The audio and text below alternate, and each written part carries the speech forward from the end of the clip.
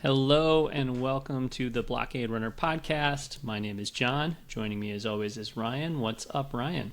Hey, good afternoon. Yeah, Ryan, no Star Wars in the Nintendo Direct this week, I don't think, was there? No. But, judging by the last Star Wars game to release on the Switch, maybe that was a good thing. What was the last Star Wars game on the Switch? Remind me. Hunters just released to critical disdain.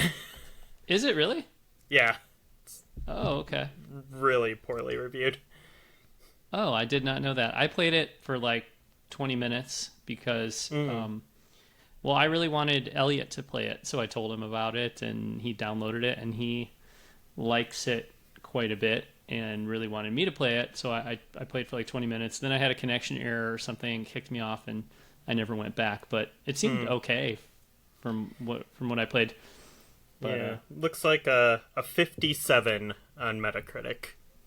Okay. All right. Well, Ryan, what do the critics know, though? You know what I mean? Ooh. I mean, what do they know? Yeah, I guess the check didn't cash. Those sneaky video game critics. Yeah, exactly. Right. Uh-huh. Right. All right. Well, anyway, let's talk about the Acolyte. This is Blockade Runner Podcast number 264, and we are going to be covering the Acolyte number 4, the episode titled Day. So, Ryan, you came in hot last week with some spicy takes on Acolyte number 3. You didn't love it. Did you feel similarly about this episode, Day? Are you feeling better? Where are you at? I am feeling much better. Again, I think to kind of summarize what I did not like about the third episode, it was, I don't really like extended flashbacks in media, especially when it's, the entire episode. There were some awkward, just weird moments that really didn't land for me in that episode. And I felt like it could have been told in half the amount of time. But there were things that I liked about that episode, mainly, the implications on the plot and a lot of the ideas around the Jedi Order that were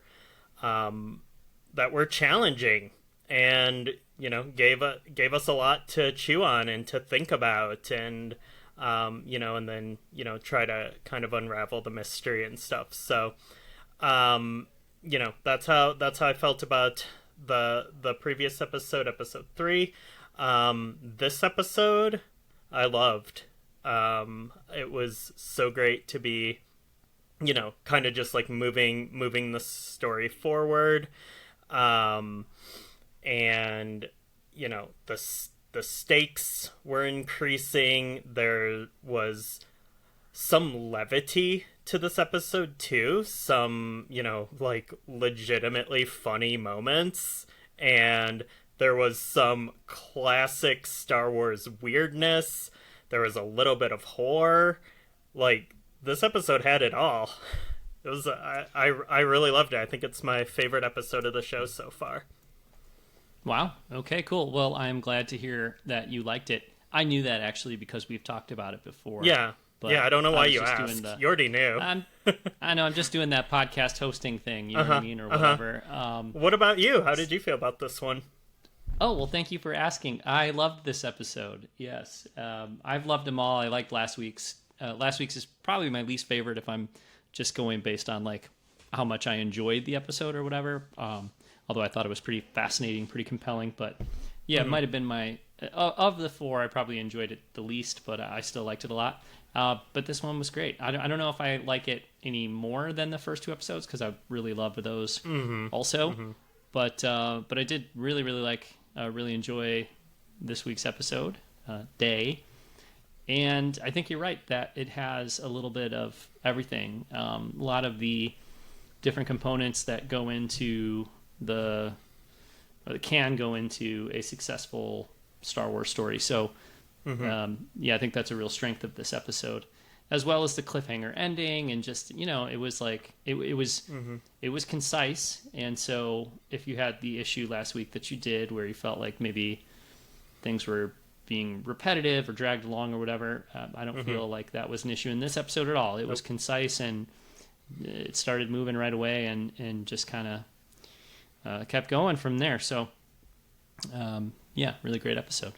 But let's dig into it. Let's talk about the episode in detail. So it opens up on Kofar, where Kelnaka, the Wookiee Jedi, is stationed.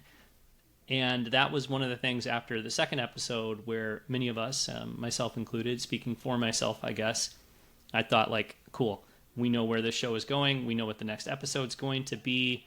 2 of the 4 Jedi are already taken off the table in the 2 Jedi Masters that May eliminated in those first 2 episodes. So we know where we're going. Episode 3, she's trying to get Kelnaka.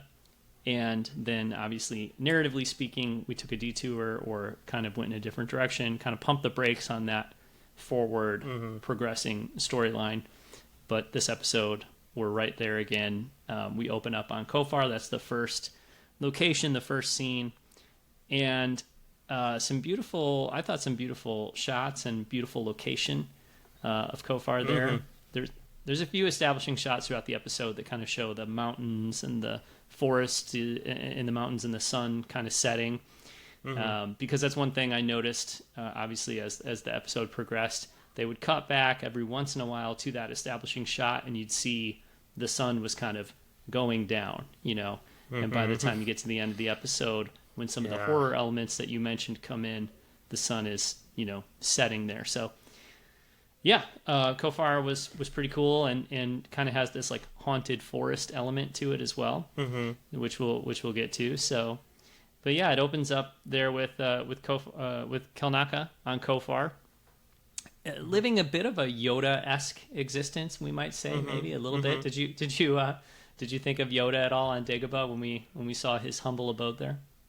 Yeah, I think I was just thinking it was like intriguing, and the Jedi kind of talk about how he's like stationed there, and that was interesting, because it's like it's just him, and I don't really know what like the work he was doing was there, but yeah, it was kind of interesting, because that's, again, like, not really how you think of Jedi during this era. You think of them, like, all being together and doing missions and, training at temples and training younglings and all that sort of thing. But he was just, like, a fire watch or something in those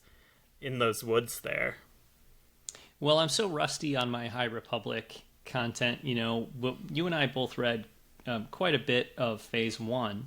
And you remember that there were some Jedi, I forget the term that they used for those High Republic Jedi, but there were some Jedi who were sort of like doing it wasn't Wanderer, but it was that kind of thing, where they basically were deciding to go on a solitary existence. Do you remember that from the early High Republic books? But they're still part of the Jedi Order.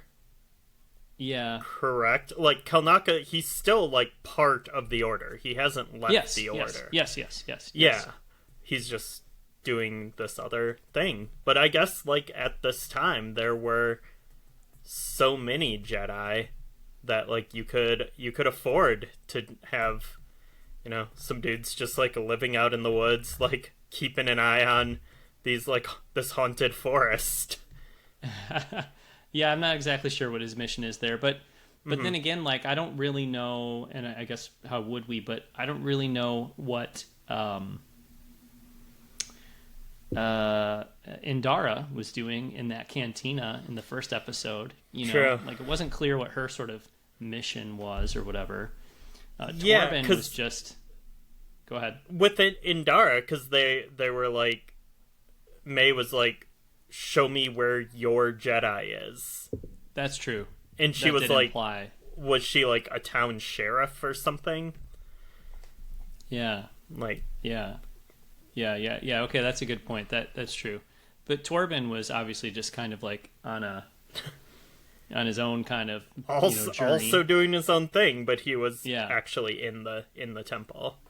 Right. So I wonder if in some way what each of these 4 Jedi are doing is significant to, kind of their part in this story. We'll see. Maybe not. But but yeah, and I also noticed, I'm sure you did as well, that there was those sort of symbols like drawn or carved all over the walls in his in his hut to there. Or similar to what May had on her head. It seems similar to the marking that May had. So I don't know if that's him, because we know Torben is, it seems like anyways, Torben is pretty consumed by guilt or something like that over what happened on May and Osha's planet in the flashback episode or in the past.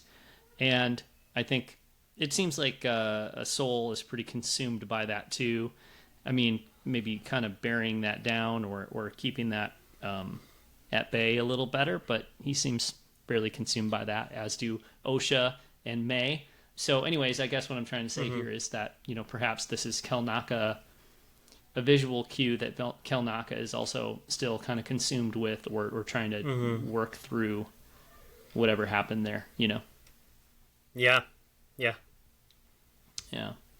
I thought the dialogue in this episode was very effective, very, again, I don't know if concise is the right word, but there didn't seem to be a lot of wasted lines, a lot of wasted dialogue, and I felt like a lot of it was very targeted and clear what it was trying to accomplish.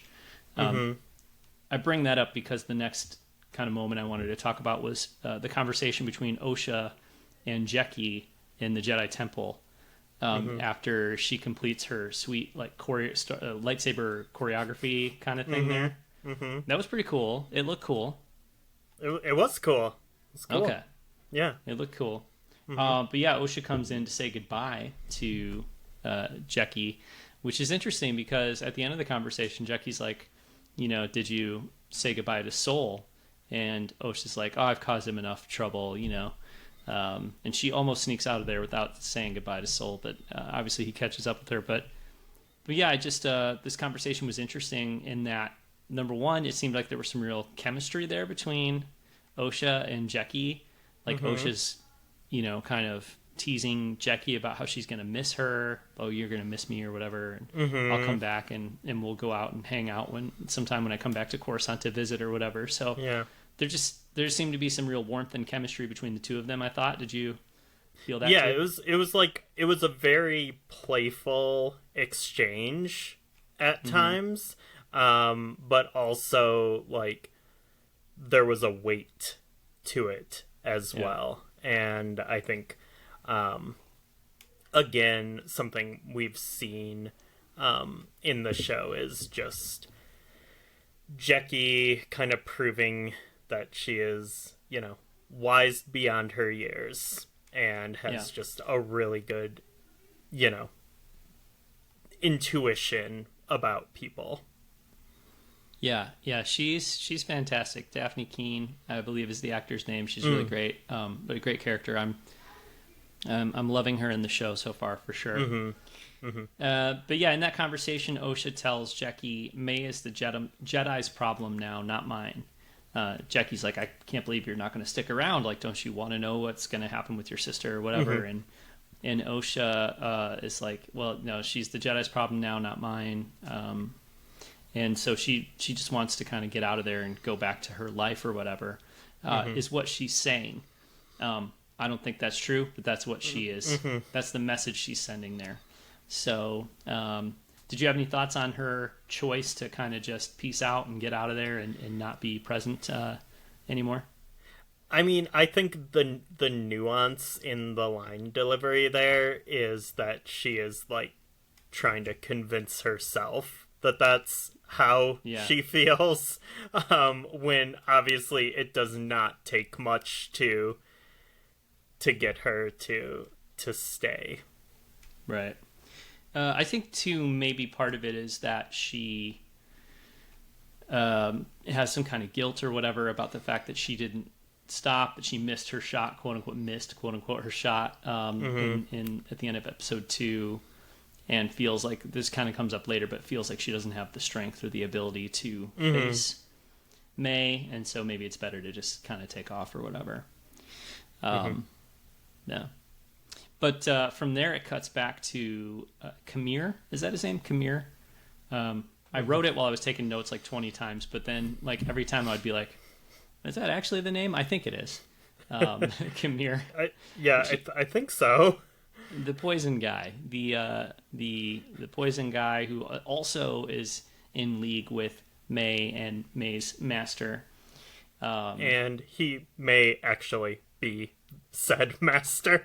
Yeah. I mean, there's certainly a lot of signs pointing to him being the master, but we'll talk about that. And also whether or not the master is the master, because I don't think the master is the master, but they keep calling him the master. So yeah. But that they're on Kofar as well, of course, trying to get to, or not as well. They're the only characters on Kofar at this point, but they are trying to get to Kelnaka, and the conversation's interesting because it's like, I don't know, I feel like Qimir is positioned as this bumbling kind of fool, a little bit, timid, kind of funny and quirky. But in their exchanges, more and more, it just feels like he's basically directing her and sort of telling her what to do, but it's all through this guise of, well, the master said you're supposed to do this. Like, don't forget, you're not supposed to use a weapon, right? Like, this is like the second time, I think at least, that's been the case. And he'll ask questions like, oh, what was that one Jedi again? What's his name? Oh yeah, Soul. Like acting like he doesn't know things, and like he clearly knows. He knows things, and he seems really concerned with May doing things the way the master wants them to be done, while sort of acting like he's not quite sure why or what, but then always, like I said, being very concerned that these things happen to the master's specifications. So that's a little fishy. Yeah, and he's always like, so how exactly are you going to do this? Like, yeah. So what are you going to do? Like, give me details. So like, if you aren't armed, but then you're able to get their lightsaber away from them, then does that count? Or he asks like questions like that, which is a good question. We're kind of wondering that same thing ourselves a little bit. There is more discussion of the whole unarmed, kill a Jedi unarmed, but we'll get to it. But yeah, and there was one exchange between them in this scene where he says, your sister being alive doesn't change anything. You need to kill the Wookiee. You made a deal. And again, a little bit in the delivery, but then also just in the writing of that dialogue, it really feels like, I need you to kill this Wookiee. Like, don't think you can back out of this now because you made a deal. Just the way it's written and the way it's delivered, it doesn't really feel like he's saying, I believe the master would feel this way. It seems like he's expressing his own feelings. And why would he have those feelings, Yeah. But then, like, and we'll continue to talk about it as the show, as we dig further into the episode, but part of me just feels like it's too obvious, though, that he would be Darth. The internet has taken to calling him Darth Teeth. I don't know if you're into that at all, Ryan, or not. Like, can't get a barometer on if you're super into that, if you love it, or if you just... What do you call him? I mean, that's the best we have to go on, is those little chiclet teeth that he has in that mask. Yeah. So yeah. I mean, we can use that for now, but once we actually know who it is, like, that doesn't get to stick. I like it because it reminds me, and I can't even think of any specific examples right now, but it reminds me of times in the kind of development of, or the history of Star Wars shows and movies and stuff, where we don't have answers. and then like people come up with theories, or they come up with names, or whatever it is, and then like looking back on it, it's silly. But I guess like one example would be when you see the fake poster for The Force Awakens, and there's like Max von Sydow as Boba Fett, and Adam Driver looking like a dorky Padawan, and all this fake stuff. Like, and it doesn't have to be fake, but it's just fun. Like, oh, we thought we knew something, and then we don't know anything, and it just, to me, they're like little snapshots of like what it was like to be a Star Wars fan in that moment. So there's this couple week period right now where we're all like Darth Teeth, and then a week or two from now that's going to seem ridiculous. So then if I hear that name Darth Teeth again in 2 or 3 years, I'll be like, oh yeah, I remember when it was Darth Teeth. You know what I mean? I remember when we didn't know that kind of. It's fun. Yeah, but Lucasfilm needs to be careful, though, that they don't hold out on naming him too long, or else we'll be stuck with another Baby Yoda situation. And then, I forgot how uptight you are about the Baby Yoda thing. Do not like. And it's too late. Like, it doesn't matter how I feel about it. That's what people call Grogu. Like, no one even knows what a Grogu is. They just say Baby Yoda. That's just how it is. And yeah. That actually is a great example of what I'm talking about. I should have thought of that one. Baby Yoda. Yeah. Yeah. Speaking of babies, Ki-Adi-Mundi is in this episode, and I don't know that I had strong feelings about Ki-Adi-Mundi before, but I definitely feel like he totally sucks now. Yeah. I think maybe I thought it was a little endearing the way he was so grumpy in the prequels or whatever, and he does face a noble end in Revenge of the Sith. But seeing him here in this episode and him being so lame, I was just kind of like, I guess he has always been really lame, hasn't he? Yeah, and I texted you about this when we were talking about this episode a couple days ago. Just there was like this Dark Horse mini series in, I think it was like maybe the first prequel era comic. It was really early on there, and it was about Ki-Adi-Mundi. And in the comic, like, I think the comic is like supposed to make him seem like the coolest alpha dude ever. Like, it's like, yeah, it's his people's tradition to have all these wives, and all of these wives like really want to be with him, and they want to be the number one wife, and he's like too busy like lightsaber training and going on missions to like be like tied down by any of them. And it's supposed to make him like, this is just how I remember it. I haven't read this in 20 years, but I remember it's like supposed to make him like so cool and so Chad, but like he just seems terrible. Like, he just seems like a really terrible dude. And so this all kind of tracks for me. Yeah. Well, maybe the comics were just way ahead of us, like the prequels were, where they were all about depicting the downfall of the Jedi Order, and some of us just didn't get it at the time. Maybe there's layers to this comic. You know what I mean? Maybe like maybe you haven't like properly decoded the subtext, and whatever. No, that sounds really bad. That sounds super stupid. So yeah, it's appropriate for Ki-Adi-Mundi, I guess. But yeah, he shows up in the scene where Vernestra and other members of like a council of some kind, not the High Council though, they make that clear, not the High Council, but I think it's some kind of council, some kind of sub-council or something.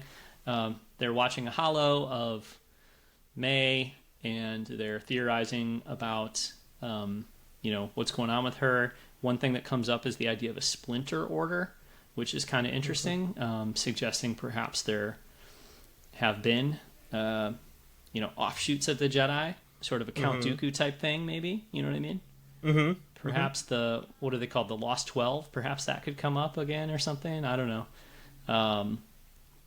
Yeah, so that was interesting. I think that the line from the Jedi's name is Holden, I believe. It's the woman that's given the job of going to get Kelnaka or intercept May. She says a splinter order or something worse, ? Like she's asking or suggesting could be a splinter order or something worse. So I thought that was pretty interesting. They also talk about the politics and Vernestra. I think it's going to be interesting to see what happens with Vernestra Rowe, this character in the show. Mm-hmm. I'm not super impressed by her either so far, to be honest. Yeah. She's a little grumpy, and she's very worried about the politics. You know what I mean? Like, oh, well, we can't tell the High Council. That could look really bad for the Jedi. Like, not only does she not want people outside the Jedi Order to know about this, she doesn't even want the higher-ups in the Jedi Order to know about it, right? Like, let's not tell the High Council. So, yeah, I don't know what to think about her. Yeah, she's like, and this is like the second time that she's kind of done this. And I do wonder... Because in the second episode, she's like, you want to go address this before we have a meeting? Like, we have to have a meeting, obviously. Like, don't go do the logical thing right now that would totally possibly save Kelnaka's life. Like, we got to talk about doing it first, And she seemed pretty lame then, too. Yeah. And I don't know if it's like, if maybe there's... It's really hard to see, like, if she has, like, a sense of, like, distrust about the greater organization and is like, we need to just keep this under wraps, or if she's like, it would be really bad optics if this happened, so let's just take care of this and just like get it done so it goes away, kind of thing. It's hard to get a read on her around that. Or is it Soul that she doesn't trust? That's a possibility as well, that she doesn't trust Soul. Well, I think that's definitely happening at this point, because she's like, you lied and kept things from us. Yeah. But, of course, Soul is like, I saw her fall. No one could have survived that, He's like, of course I would have told you if I thought there was any chance she survived. Whether or not she believes that, whether or not we as an audience believe that, certainly up for debate. It's pretty interesting. But Vernestra did have a great line in that exchange where she tells Soul, I fear May is only a small part of her master's plan. And then she says some kind of shift, as if there's something big happening here, some kind of shift or whatever. And I think that's obviously pretty insightful, and I think 100% true that, when we start watching the show, episode 1, or whatever, well, Jedi are being killed. Who is this assassin? Like, this is like what the show's about. Pretty quickly, it's like not even, I don't want to say not even that big of a deal, but like it is just a symptom of something much, much larger, right? Very obviously and very quickly. We know who the assassin is immediately. That's not a secret. We learn about her sister in that first episode. Like things that could have been or maybe seemed like they are the big important ideas in the show. Very quickly, we're not. And I mean, they matter, but they're not like some kind of big secret or anything. And I think that's just evidence of the fact that Vernestra is right, that it may seem like some of these things are very important, but she's really probably just a small part of a larger plan. And I think that becomes evident by the end of the episode too, with some of the choices May makes, that it's really not about her being this massive threat. It's she's a small part of something bigger, right? Yeah. So speaking of small parts of something bigger, I do have to follow up on this. The Ki-Adi-Mundi comic from Dark Horse was a 6-issue miniseries that the first issue dropped December 16th, 1998. Oh, okay. So it was leading up to The Phantom Menace, which and yes, I was right. I was reading a synopsis, and it is about Ki-Adi-Mundi and his mini wives and him going on missions, and being a total Chad, but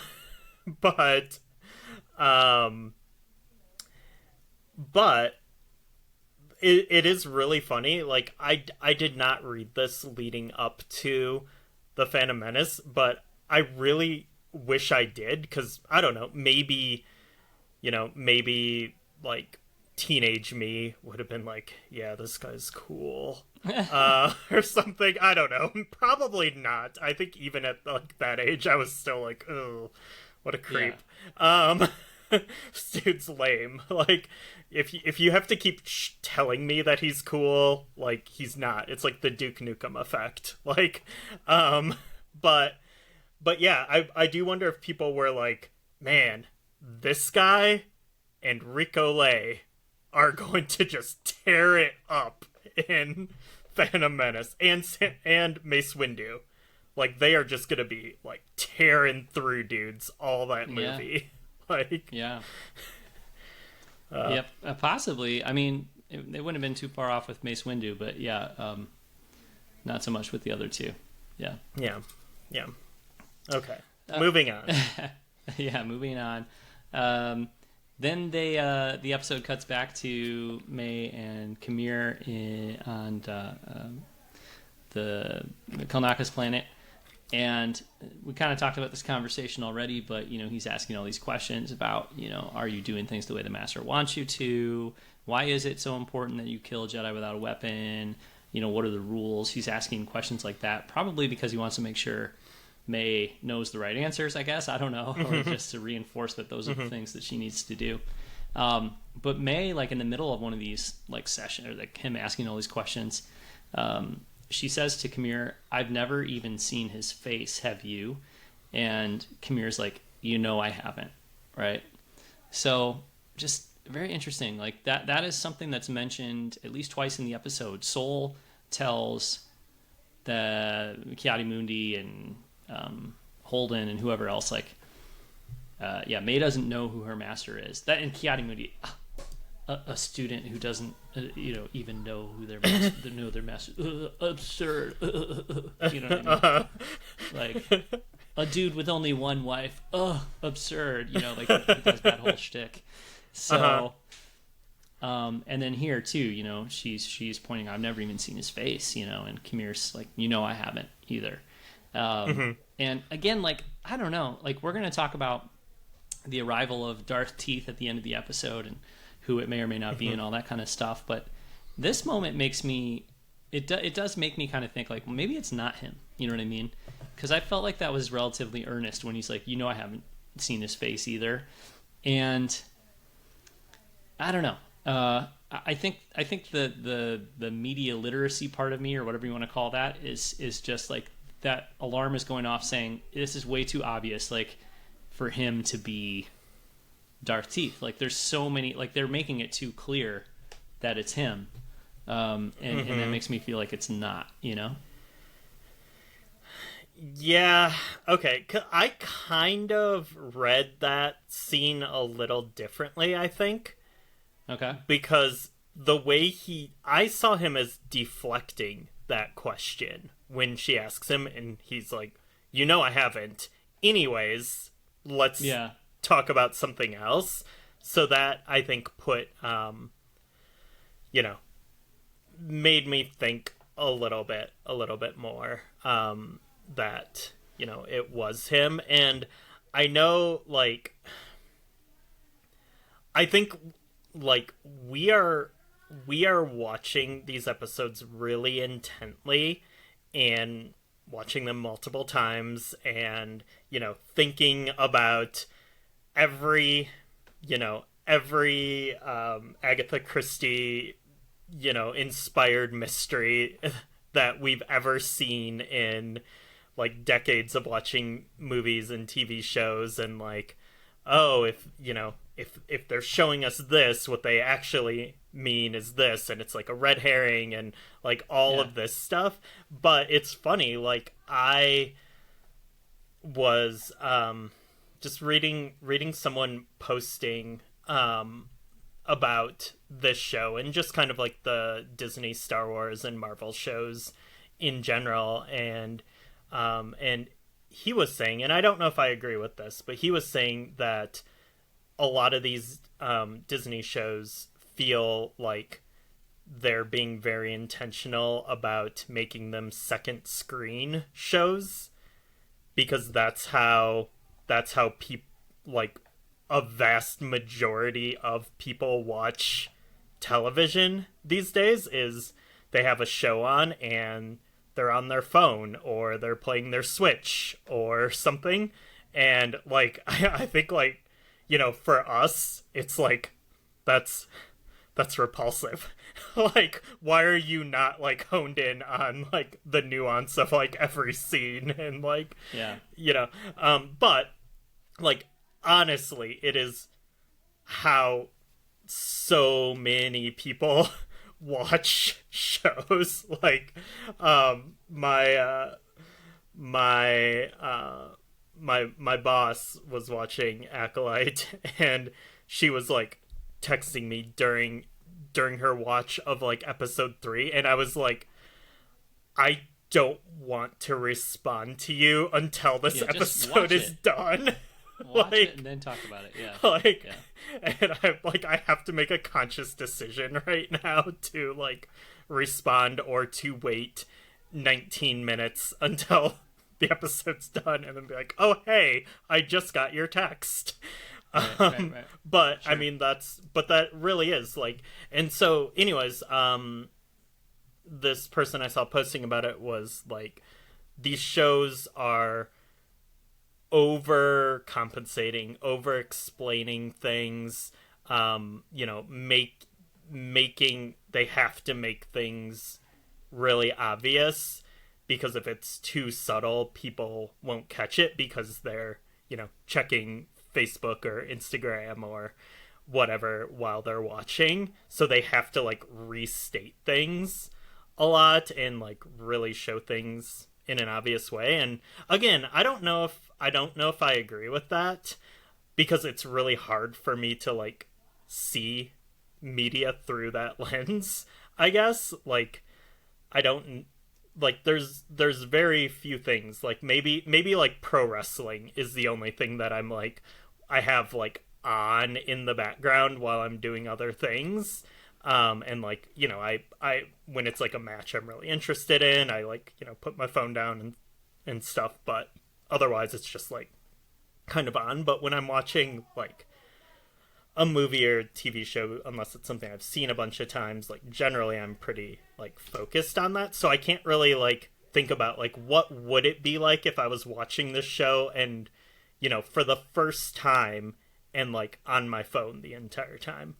Like, would I be able to pick up on this stuff? Well, see, that kind of thing's not for me, you know what I mean? But some of the people I live with are pretty into that method of watching stuff. And we were rewatching Breaking Bad recently, and that's a complicated show, And I would be like, we'd a couple days would go by, or even a week or whatever, and we'd go to watch another episode, and I would be like, wait, what happened again? Or what's this person's connection to that other person, And, like, my wife, who is playing Candy Crush the whole time and, like, not looking at the screen part of the time that we're watching the show, would, like, be able immediately to tell me, and I was, like, not remembering. So I guess what I'm trying to say is, like, I think there are a lot of people that consume media like that these days, but they are able to. And, like, how, like, sometimes students, you're a teacher, Ryan, as am I. Some students, like, if they're doodling or something, that actually they're going to, like, process the information better because they need to, like, have something that keeps them calm or focused or, whatever it is. Like, people are just different, So I think some people watch things that way and are able to kind of take it in. And then I just think about a show like Andor, like, that's almost the most recent, Star Wars show on Disney Plus, and I don't think that show was being written or produced in a way where they're thinking, like, well, we know people aren't really paying attention to the show about the acts remembering and stuff, so we're just kind of like, I think that show's pretty complicated, so I don't know if there's some mandate or anything to, I don't know if I would follow that or not, but maybe. It's interesting. Also, just related to this, just while we're on the topic, like, I was just saw, like, an article recently about how, like, Gen Z is, like, watching things with subtitles at like a higher rate, because that's how they grew up, is, like, you always have two screens. So you're, like, playing Fortnite on your Switch while you're watching, a TV show or movie, but you have the subtitles on so you can like glance up and like catch the essence of the scene and then like go back, and that's just like how their brains are wired, and it's like really fascinating to me and like pretty impressive, honestly. Yeah. So then the other thing about that though is I was talking to Ian, our friend Ian, yesterday in our Discord, which there's a link to in the show notes. But anyways, I was talking to Ian, and he was suggesting that he thinks, if I'm remembering this correctly, that he thinks Qimir is Darth Teeth. And we were talking about it, and then one of the things that we kind of discussed is, well, maybe it's okay if it's obvious, and it doesn't need to be a big surprise, because maybe when that's revealed, part of that reveal or whatever, or soon after, will be he's not even really the big deal. Like he's only number 2 to a larger, you know what I mean? So like it's okay for this to be obvious because it's midway through the season, and there's going to be a bigger mystery or whatever following that. So I could see that too. Maybe that would be a reason for it to be kind of obvious. Yeah, and I think like while we're talking about this, go ahead. I think I just misrepresented Ian's perspective, though, now that I'm thinking about it. I think he was actually suggesting maybe Soul is Darth Teeth, which, or Soul, not that Soul's Darth Teeth, that Soul is the master, and Darth Teeth is the apprentice. That's what he was suggesting. So it'd be like Qimir is Darth Teeth, and I'm like, yeah, but that's so obvious. And he's like, well, yeah, it's obvious, but, it's still getting that vibe, and maybe the bigger deal is that, yeah, okay, so this guy, Qimir, is Darth Teeth, but like, who even cares about Darth Teeth? Because then it's going to be revealed that one of these characters we really like, who's a Jedi, turns out to be evil. You know what I mean? So, like, in some way, having a really obvious reveal like this could be, like, we're all focused on that. Oh, I think it's Qimir. I can tell it's Qimir. Do you see, like, it's got to be Qimir? Because then you're, in a way, using that to hide the fact that there's even a way bigger surprise. And you're, like, directing our energy towards this thing that we probably would have figured out anyway. You know what I mean? Yes. And I think it's obvious that dude is Darth Teeth. I think that is what's going to happen. But I also think you're right that there is another big bad. And the reason I think that is because as with the information we have right now, he has no motivation for like making sure these Jedi are dead. Like maybe we'll get like another flashback and like he was like hiding in a corner or something as like, I don't know, like whatever, when all that stuff went down. But I think like it wouldn't make sense for him to be the big bad and to be like orchestrating all this when he has like no reason to, unless it's just that like, I need you to do something bad to the Jedi so you can be a bad Sith. Yeah, I mean, they do give a vague kind of sort of explanation of that in this episode, because he's like, well, I just owe him, like he's a collector, he collects people, and I owe him, but that's not much of a, you know what I mean? It's so flimsy, not flimsy, but just vague, and you know what I mean? So yeah, but there is at least a hint of some kind of motivation there. Well, yeah, but it's not motivation as him being the big bad. Oh, I see. Yeah. So, right. I mean, that like still tracks. Like he's just doing this because, he has to for some other reason, but he's not like personally invested in May's story. And so that's why I think Soul is a good potential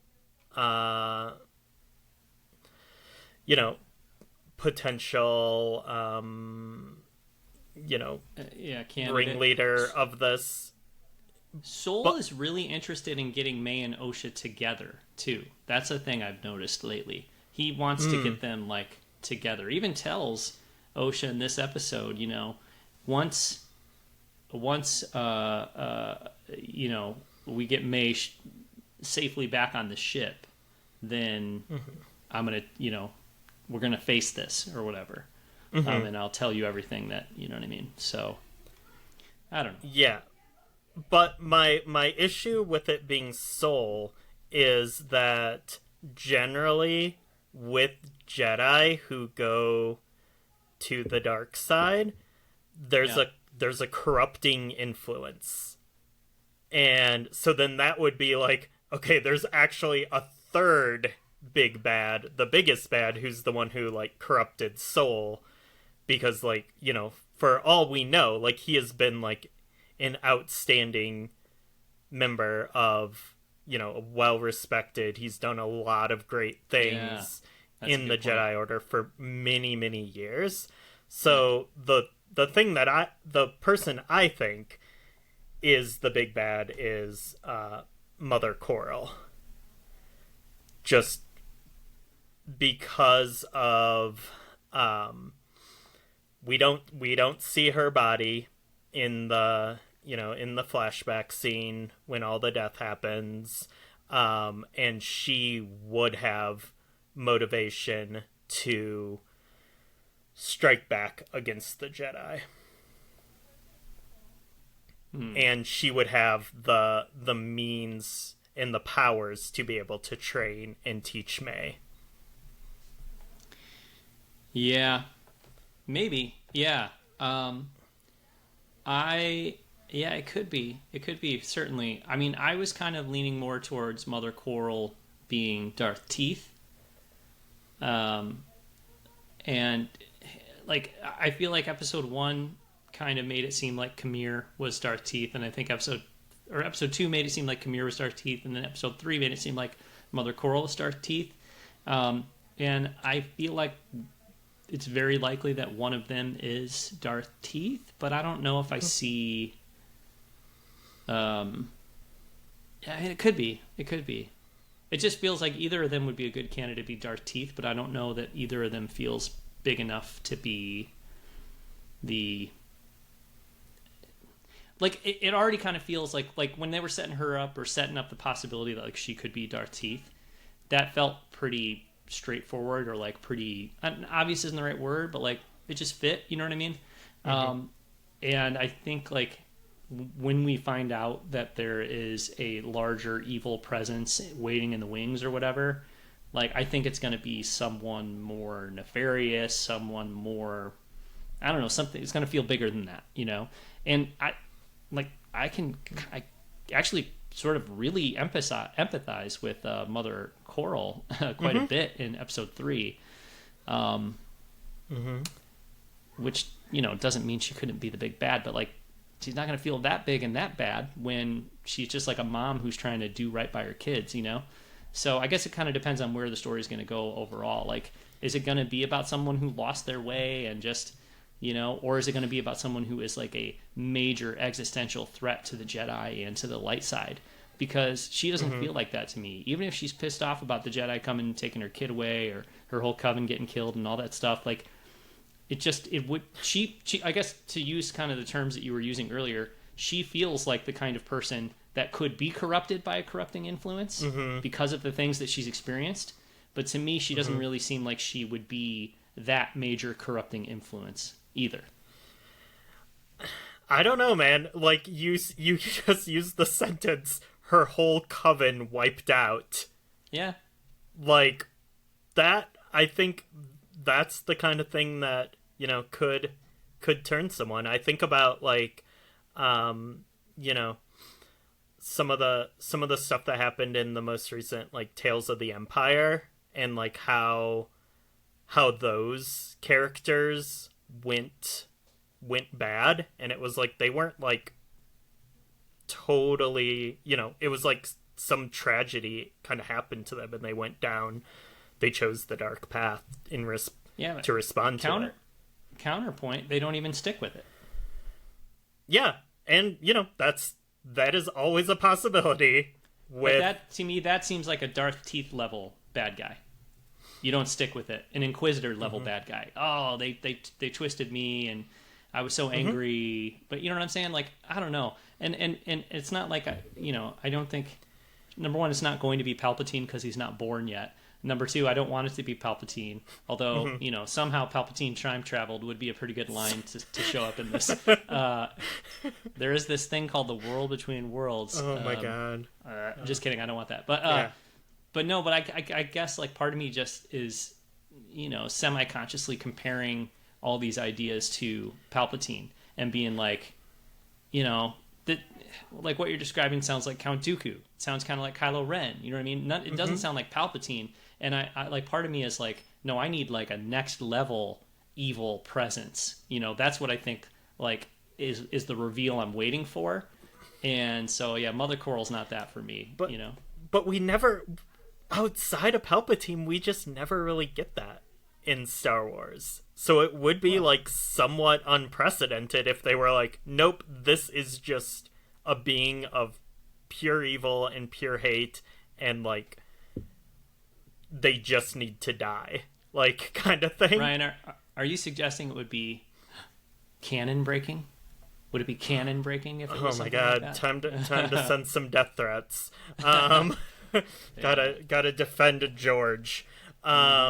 Yeah. No, I mean, I guess like maybe the closest thing we had was like Snoke, but then even then, like he didn't end up being like the prime evil of the sequel trilogy, but like he was not a character who got any sort of redemption or anything. At the end, but yeah, you know what? I guess like to put a button on like my perspective on it for this episode anyway. I guess I don't have a theory, really. I have a hope, and I'm hoping for some kind of big evil presence or whatever. But like, even if it's a Jedi who left the Jedi Order and is trying to recruit dark side apprentices or whatever, that wouldn't even really feel like it. You know what I mean? So I don't know. I don't see anything in this show that would fill that role. So I guess if it's kind of what I'm thinking of it as or hoping it would be, it would just have to be something new and something, I don't know, like really supernatural almost, or I'm not sure what it would be, but yeah, I don't think there's any twist like reveal that would fit kind of what I'm talking about. So that's probably a sign that I'm off base on what I'm kind of expecting, because I bet it would be a twist. We're working with what information we have now. Like, it's very possible that it could be something outside of the information we have now, where like in the next episode, Soul is like, okay, I haven't been honest with you. There's this person out there, and like they did this, and it's like, okay, well, we didn't know that this person existed until just now. So it could be someone or something else. I think again, there's like, I don't think there's anything in the current canon that would make sense or that would have an impact with the information we have now. So, yeah, I mean. But in Legends, I think there's, and I haven't even looked into it, I don't really even want to, but I've seen people bringing up the name of a Darth who... I think you've got Darth Sidious, and before Darth Sidious, you had Darth Plagueis, obviously. And then I think have you ever heard? Yeah, and then before him, there is this other one who I think is a Biff, like Figure and Dan. Yeah, I know. So we'll see. I don't know. And I think. Again, it could be earth-shattering and canon-breaking, but they could do something else and not go back to whatever Darth was brought up previously. But I guess Plagueis would be something that like people know,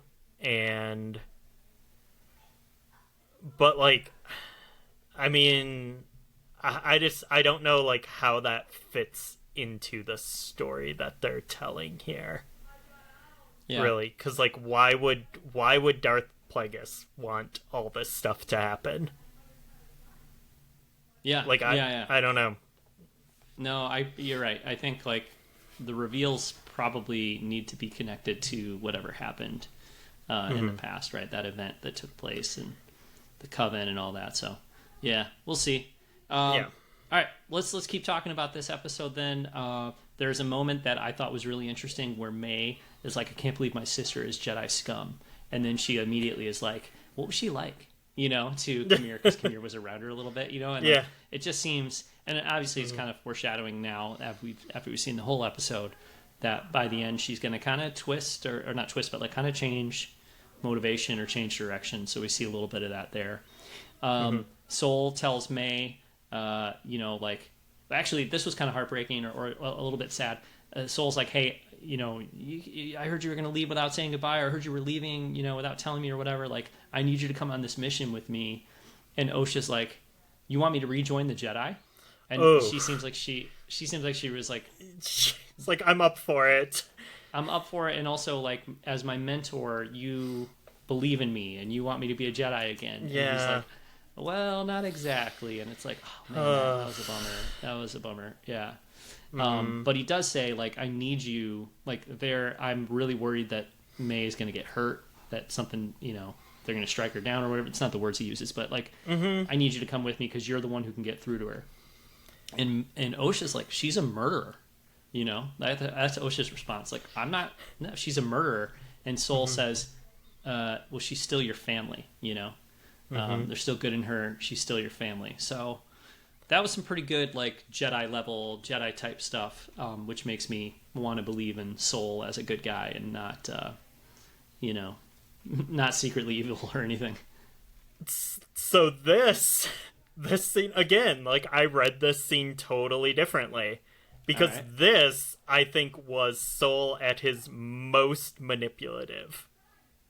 Like, I felt like this was him being, like, just super manipulative.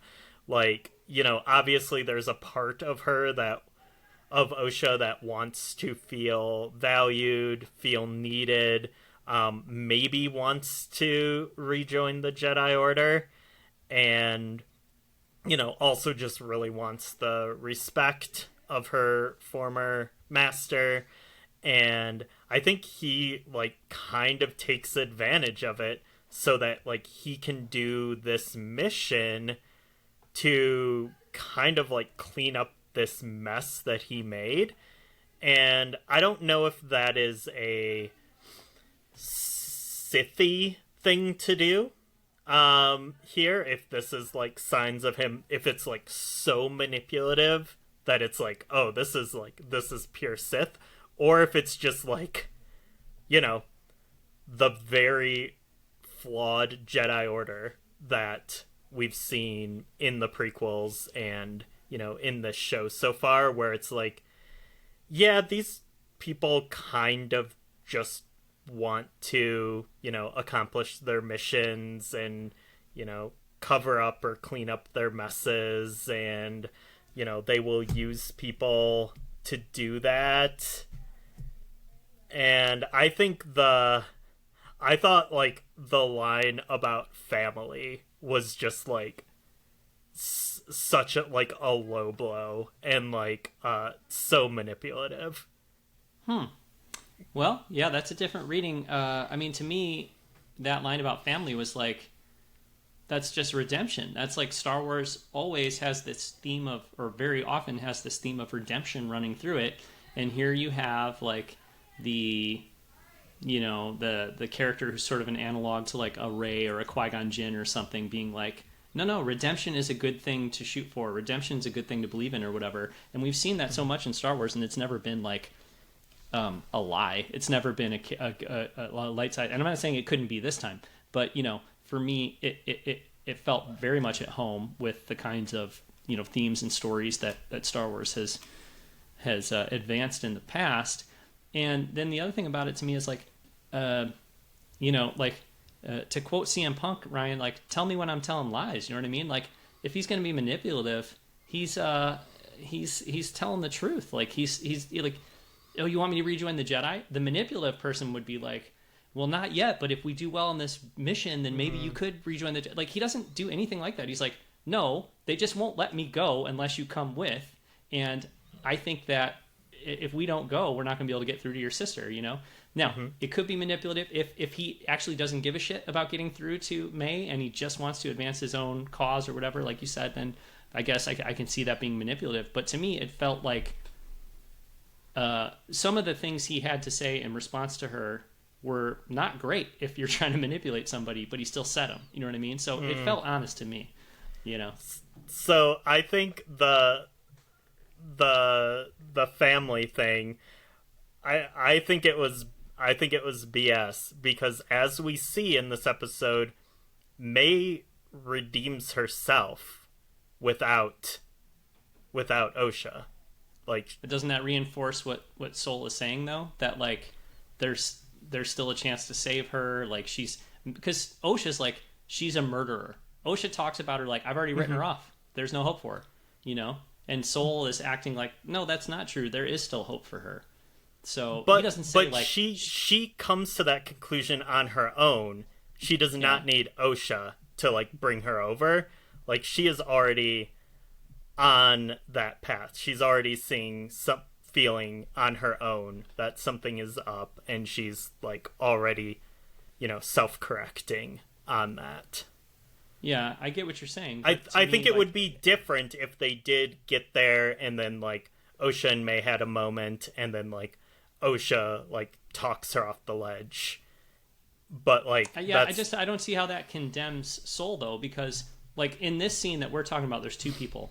One person doesn't see the light in May and the other person does. And by the end of the episode, May demonstrates that there is still some good in her.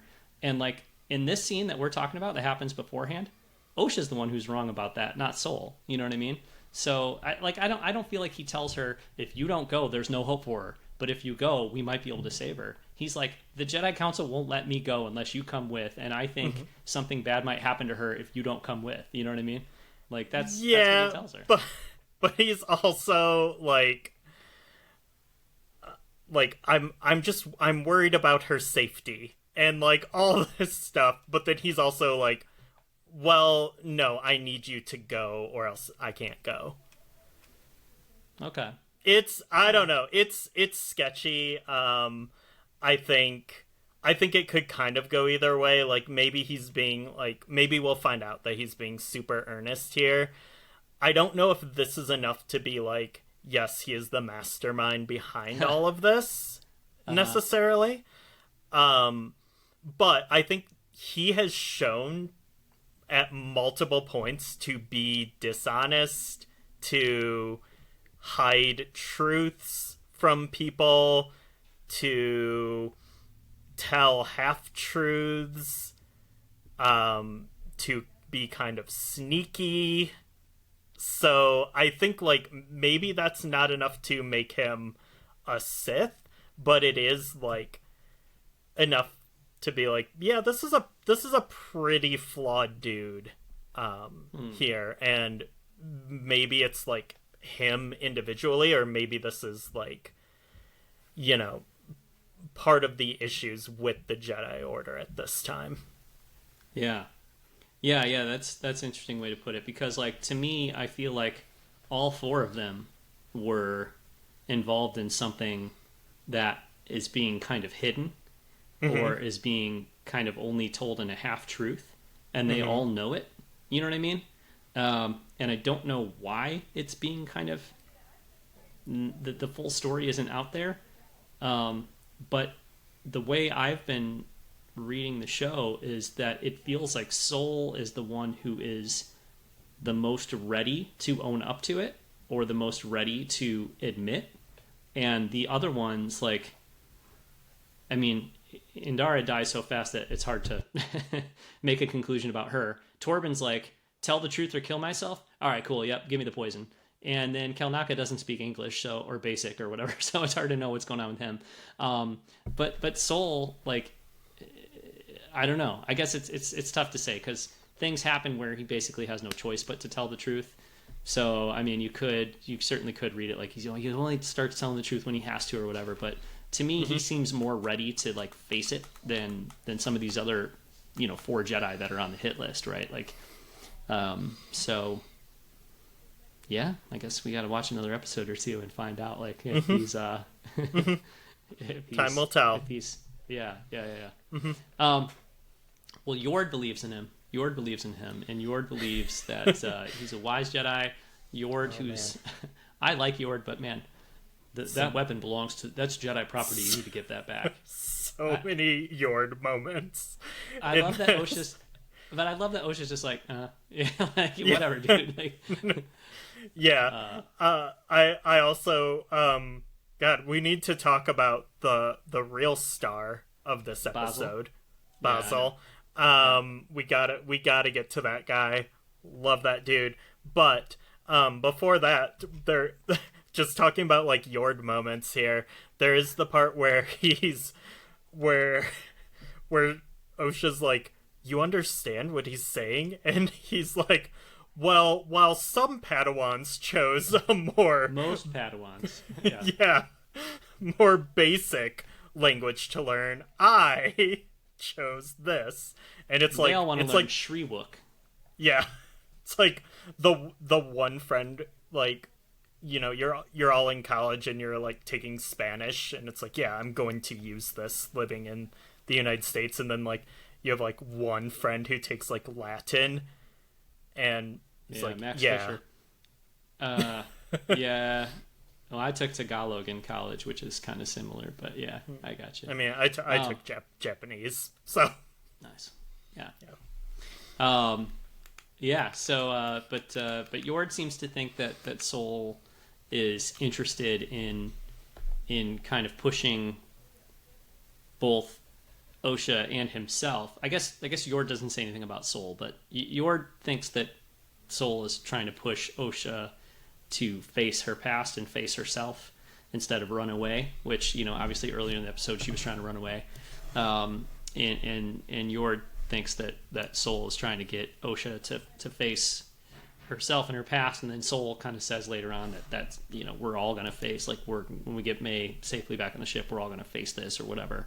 But Yord's kind of an idiot, so maybe he's just falling for it, like you were saying. I don't know. The best kind of idiot. Yeah. It's a wonderful idiot. Yeah. Okay, kind of as it goes on, as we get towards the big epic conclusion here, they are in the woods. They're looking for Kelnaka. They're able to do that because they have a tracker. You know, Yord had a good line too, where he's like, "I think our tracker needs a tracker," you know, or whatever. But yeah, they have the tracker. Bazil, who is a species that first debuted in the Brian Daley novel Han Solo's Revenge from 1979. So that was amazing. Yeah. Deep cut. This is, and man, that's definitely like the kind of, this is the kind of deep cut I like. Like, I did not know that. It was like, whoa, this dude rules. I want to learn more about him, and then be like, oh, cool, he's from this thing. That's awesome. Yeah. But I mean, obviously, I think the thing is, like, the design is just really endearing. He's super cute. The way they use him is really funny and like fun. So I think like the success of that character actually has little to nothing to do with the fact that he's pulled from, you know, the canon. Totally. Or pulled from, it has nothing to do with that. But but it does work really well. So yeah, he's adorable. And hopefully we'll see more of him. I don't know if, kind of served his purpose here, so maybe. Yeah. He's not a Jedi Dan, you know what I mean? I hope he's not going to meet the same fate as all these Jedi Dans that are in the end of the episode. He's not going to be a red shirt. No, I hope not. Yeah, there was so as we get towards the end here, there was a moment that, you know, Osha ends up like kind of, she says later that I could sense this creature, and she touches the insect thing on the tree, and then it ends up flying around and comes back and tries to attack them. And Soul cuts the bug or whatever in half with the lightsaber. He's like, I've got this, you know, and he cuts it in half. It's interesting though, because then Jekki's like, it went straight for the saber. It's attracted to light, you know? And that was an interesting moment, because I was like, so wait, did Soul know that already? Because like, has Soul been here already? You know, kind of like earlier in the episode, it's like Qimir has obviously been there before, right? He's been there and found Kelnaka. So then I was like, oh, okay, well, the bug is attracted to the light. Soul knows exactly what to do, which, to be fair, pulling out a lightsaber and cutting it in half is what usually a Jedi would do or whatever, right? Like if I was playing this video game and the bug was coming at me, I would take my lightsaber out and cut it in half. I mean, so, but it was just it was an interesting thought, interesting moment there, you know. It made me question that. Yeah. But then I really appreciated the fact that Osha was like, she felt guilt about it later on, you know, she felt really bad. Yeah. And she said to Jackie, like, it was alive and now it's dead and that's because of me. And then I loved what Jackie said in response, which is, we're not defined by what we lose. We're defined by what we survive. And you survived a lot. So that was pretty good. It was pretty good. Yeah. Great dialogue, incredible delivery from Daphne Keane, who's been really, really great in the show. Wise beyond her years. Yeah. So then, right before the climactic final moment of the episode, there is discussion between May and Qimir. She's like, it's not a test. He calls it your final lesson. Your final lesson is one you teach yourself. Attacking a defenseless person goes against everything the Jedi stand for. So it seems like the whole thing with you've got to attack without a weapon is that... and I watched this like 3 times to make sure I was getting this right. And it doesn't seem like it should be so confusing, but I'm still kind of confused by it. So I think the idea, right, is that she needs to not have a weapon, because then when the Jedi attack her, they're compromising their own values.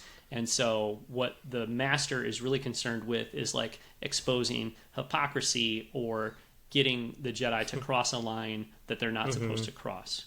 Is that how you interpreted it as well?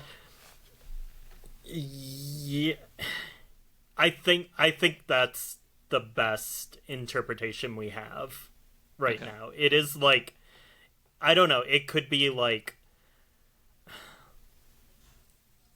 just, you know, playing a game with them to, you know, just like be mean to the Jedi and just like put them in like this uncomfortable spot. It could be to like get them like off their guard, kind of, and to like, you know, really lean into their conflict over the situation, so that May has like the upper hand in combat. It could be to like prove something. I don't really know. But it is like kind of like a fascinating through line throughout the series, and like May's different conflicts with the Jedi. Yeah, because she's always like, attack me. Yeah, you have to attack me. You know what I mean? Yeah. And it seems like that's a big part of it, is she needs them to kind of attack her or whatever, even though she doesn't have a weapon. It's so funny thinking about the first scene of this show now that we know what we know, where she like walks up to the table with Endara and is like like, fight me and attack me. Yeah, debate me. And like it's like it's played for laughs in that scene, and then like now it's like, whoa, okay, I get it now. And it is going to be so wild to go back and watch those first 2 episodes after all is said and done in this series, because, you know, every episode in one way or another is like really, you know, unraveling another layer of this story. So from there, May realizes, like, I don't have to do this anymore. Osha being alive changes everything. My loyalty is to Osha, not to the Master. I don't have to do this anymore. It is sort of like almost like an on a dime. It's abrupt. Turn. It's abrupt. Yeah. Yeah. So that's another reason it'd be interesting to go back and watch those previous episodes too. The first 2 is to sort of see like how truly driven by like, you know, rage and hatred and the dark side does May seem, versus, you know, does she seem like a pawn who is doing something she's kind of been told she has to do or whatever. I mean, I did point out, I'm sure I'm not the only one, but I did point out that in the first episode, she looks really shaken when Indara dies. She looks really shaken by that. She chooses to spare the barkeep and his child. She doesn't necessarily... I mean, Torben takes his own life, obviously with the poison she gives him, but that's not exactly a super, like, aggressive, murder on her part. And then in the third episode, as a child, she just seems like somebody who wants to be with her family and do the things that are expected of her. And, so in this episode, it feels really quick, like how she kind of changes her allegiance or kind of her motivation or whatever. But I wonder, in the larger scope of the show, in the larger context of the show, if it won't feel that way necessarily. Yeah, I mean, I don't quite think it's as cut and dry as, like, she never wanted to be doing any of this stuff and she just had this, like, eureka moment and was like, nope, I'm changing my ways. Because I think, like, when we think of, like, her as a child in episode 3, like, there was definitely some darkness to her. She tried to murder her sister. That's a good point. Yeah. But even in, like, the beginning of that episode where she was, like, going to kill that, like, space butterfly, and it was just like, you have to stop. Yeah. Like, I think there is, like, that kind of something below the surface there, and it's like, where does that come from? Why does she have it? She's an identical twin. Why does she have it and Osha doesn't? And then again, I'm just using this to support my Mother Coral theory that maybe Mother Coral was, teaching her, connecting with her on the side, pushing her in a different direction, something as a kid. I don't know. But yeah, it's interesting. I think because, like, traditionally in Star Wars, like, the language of Star Wars, like, redemption happens during conflict. I mean, it does or it doesn't. Like, it's generally there's like a sword fight, and then, like, someone changes their ways, like, in a really, like, heightened physical moment with the person that they're, have the strongest attachment to. But, like, that's not what happens here, which is just very interesting, because she's, like, nowhere near Osha. And again, this is, like, what I was talking about earlier. Like, Osha doesn't, like, maybe her existence and her presence, in like, Osha in a general sense is what brings May back. But, like, it's not like they're in the middle of a fight and, like, May's about to, like, kill her and is like, no, I can't do this. Like, in this, like, very heightened situation, it's more like May is like, this all is starting to feel very weird to me, and I don't want to do this anymore. Like, this just this deal just keeps getting worse. You're being really sketchy, dude. I'm out. Yeah. Yeah.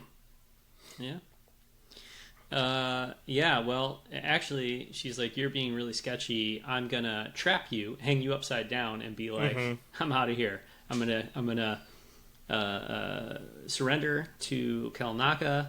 And he's like, well, they'll put you in jail. The Jedi are gonna put you in jail, And she's like, not when I tell them what I can tell them. I've got some info about what's going on here, and I can spill it.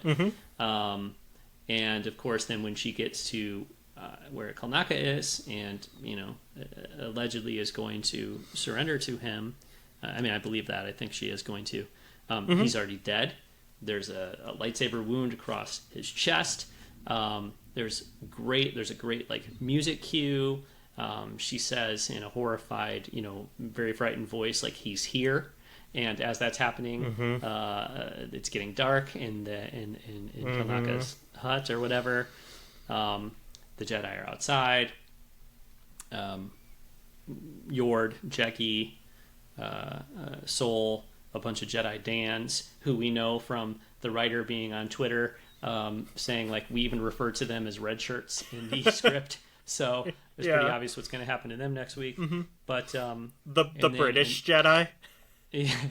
And then in a really cool moment, soft focus, a shallow depth of field, so it's out of focus in the background.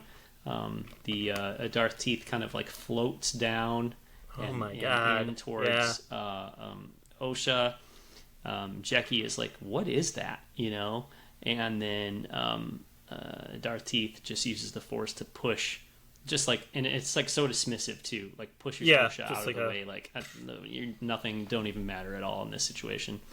And then the Jedi all turn on their lightsabers, and boom, he just, very easily, it seems, blasts them back with the Force, and the episode ends. And I think it's such a killer, such a great ending for the episode. Yeah, like, oh man, we knew like a bunch of beats from this scene already, because they were like the money shot in the the trailer, and the thing that, like, it was the thing that was supposed to get people to be like, yeah, this looks badass, I'm gonna watch this Star Wars TV show. But the way it actually plays out here is, like, so much cooler than that, like, vertical slice that they gave us in the trailer. Because, like you were saying, the whole motif of the sun setting throughout this episode is so good. It is, like, it's such a great, like, consistent thing to be, like, grounding the episode in, because, like, when they're, like, in the woods, it's like, okay, it's getting dark, we gotta move. And that's, like, both of the parties who are heading towards Kalnaka. So, like, May and, like, in her party, and the Jedi party.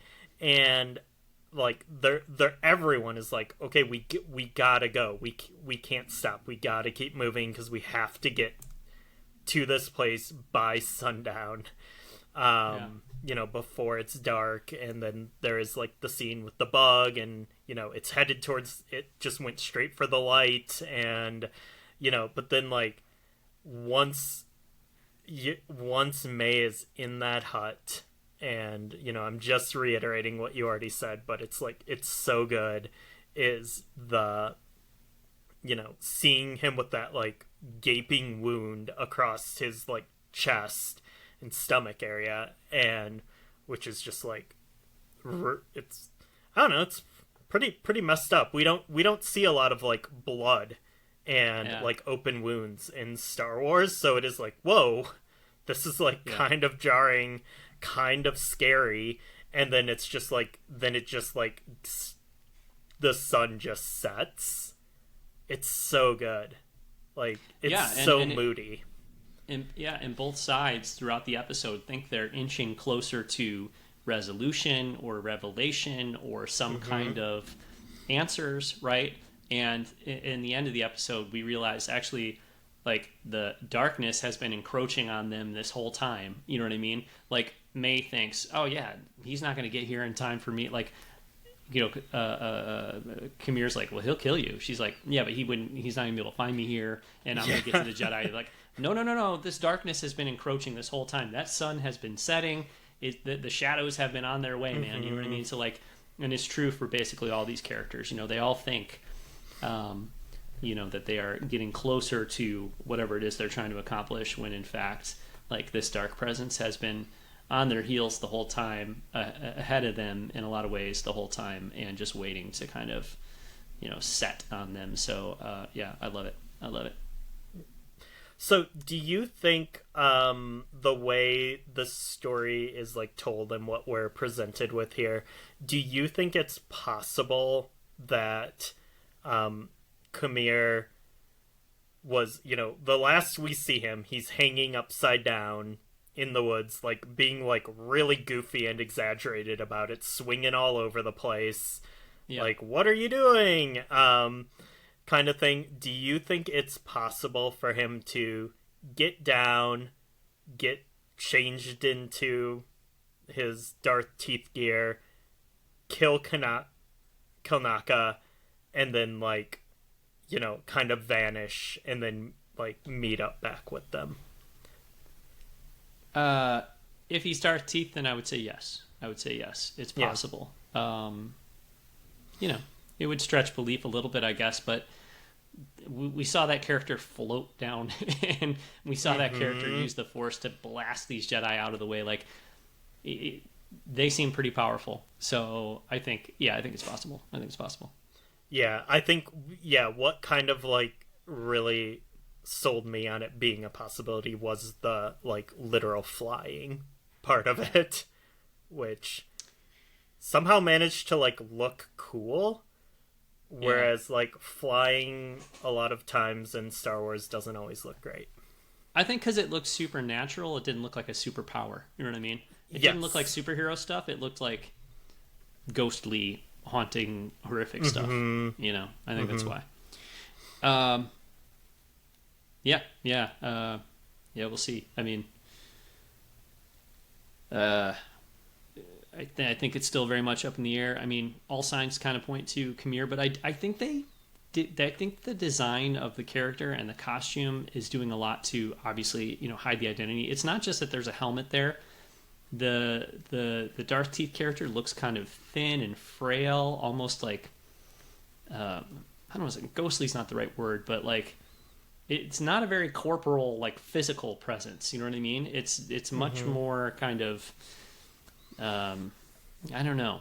So anyway, like it could be Qimir because Qimir is not like a big hulking, dude, super masculine or whatever, right?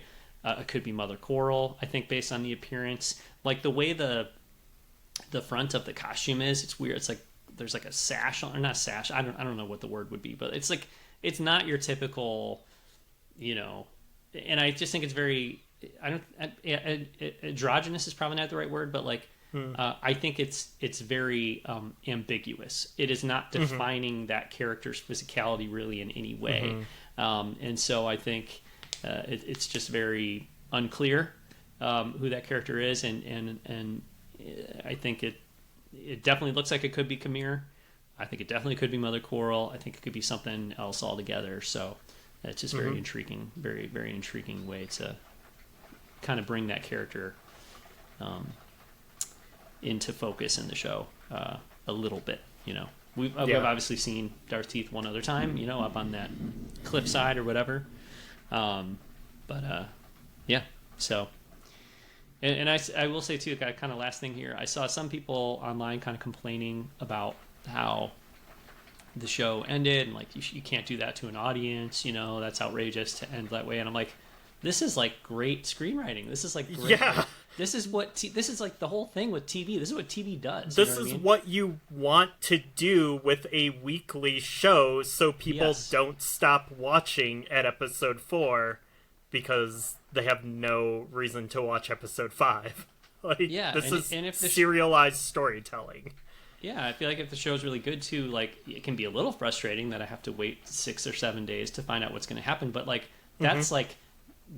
As an audience member, I want to be like on the edge of my seat, dying to know what's going to happen next. Yeah. I want to be talking to people and theorizing and recording podcasts and that sort of thing. Can you imagine like, oh well, Lost would have been a good show, but they just kept like ending episodes, making people think like what's going to happen next, and that was annoying. Yeah. I wish I could have binged 26 hours of season 3. Yeah, I mean, I'm really glad. Like I'm not doing this to be antagonistic, Ryan, but like I love watching Stranger Things, getting to the end of an episode and then just being like, I can just hit play right away and watch the next one. But I'm super happy that Disney Plus is not doing the Netflix thing here and just giving us the whole season all at once. Like, I would hate that. I mean, I would love it. I would love watching it all at once. It would be really a great couple hours. You know what I mean? But then, like, you're trading so much. You know what I mean? You're giving up so much to be able to have that, like, instant gratification. Like, I love, talking about it, thinking about it, messaging people about it all week long, waiting for that next big moment, you know? Yeah, being able to, like, rewatching things. That being said, if next week's episode is the flashback from Osha's perspective, or from May's perspective, or whatever, like, I will be... I'll be a little irritated. I need some answers. Actually, I know it's not, though. I know it's not, because, again, the writer, I'm sorry, I don't have her name. There were 2 writers for this episode. One of them was, like, very active on Twitter yesterday, which was really cool. Really brave. Yeah. Yeah, and people were being shitty to her, and she was like, yeah, whatever, guy. You know, like, she was, I don't know. She seemed like she was rolling with it, which Good. She shouldn't have to be expected to do, but again, like, she seemed... But anyway, she pointed out that herself and the other writer wrote this episode and next week's episode together. Somebody had asked about the time. Were you given a time constraint? And she was like, well, yeah, that this one needed to be a little shorter, and then next week's is a little longer, but they were written together. And anyway, so I'm fairly certain episode 5 picks up where episode 4 left off, and it will continue. So that'll be good. But yeah, I'll be pissed if it doesn't. I'll be a little frustrated. I mean, if it's like if it's well told flashback stuff, cool. I still just think episode 3 was a good episode on paper and just not really well executed. Like, yeah. So yeah, but I'm saying, like, episode 6, you can do the flashback thing again in episode 6. Just don't do it next one, because I need some answers next week. Is what I'm saying. I think that would feel frustrating. Yeah, to leave us on this scene. That would feel like a little, like, manipulative and, just, like, kind of like messing with the audience a bit, maybe too much. Well, Ryan, I just checked IMDb, and it turns out that Soul wrote next week's episode, so you should expect manipulative behavior. You know what I mean? So. Oh no. No, yeah. The actor? No. You already told me who wrote it. Okay, that was a joke. Yeah, it was just a dumb joke. Like, because you had been advancing the idea that Soul is manipulative, and I truly believe that. Yeah. Yeah, we'll see. Okay, Ryan, I got to wrap the episode up here. Okay, but I think we worked our way through another really compelling episode of The Acolyte here. So we will finish up the show, but we'll be back next week with another episode of the Blockade Runner Podcast. Until then, you can find everything we do at blockaderunnerpodcast.com. You could email the show, blockaderunnerpodcast@gmail.com. If you want to message us on Blue Sky, we're on Blue Sky at Blockade Runner there. And we do have the Discord I mentioned earlier, and a time like this, there's some great conversations happening in there, and it's a lot of fun to have a kind of Star Wars community, a small but excellent Star Wars community to talk about this show with. So if you're a Discord user, join our Discord. Ryan, you're on Twitter at... I'm not. Blue Sky. God, no. You're on Blue Sky, Ryan. You're on Blue Sky at... my personal account is via Malay. And then I run the DVD and UMD menus account, and Standard Issue Gaming, Def Stand 480, and I just posted today an episode that you and I recorded about Rogue Leader on the Nintendo GameCube, and that is a new podcast that I'm just doing as a project over the summer about, talking to my friends about Nintendo GameCube games. It is called Homesick at Space World, and episode 1 is with friend of the show, Kevin, and episode 2 was with you about Rogue Leader. I listened to the one with Kevin earlier today, and that was really fun. Great episode. So, and the one I was on was good. So yeah, I would recommend our listeners go check that out if you're at all interested in Nintendo and the GameCube. So But yeah, I'm enjoying that show quite a lot, Ryan. So people should check it out. All right. We have a few more days of anxiously waiting to see what's going to happen next in the Acolyte. But when we do, we will be back with another episode of the Blockade Runner Podcast.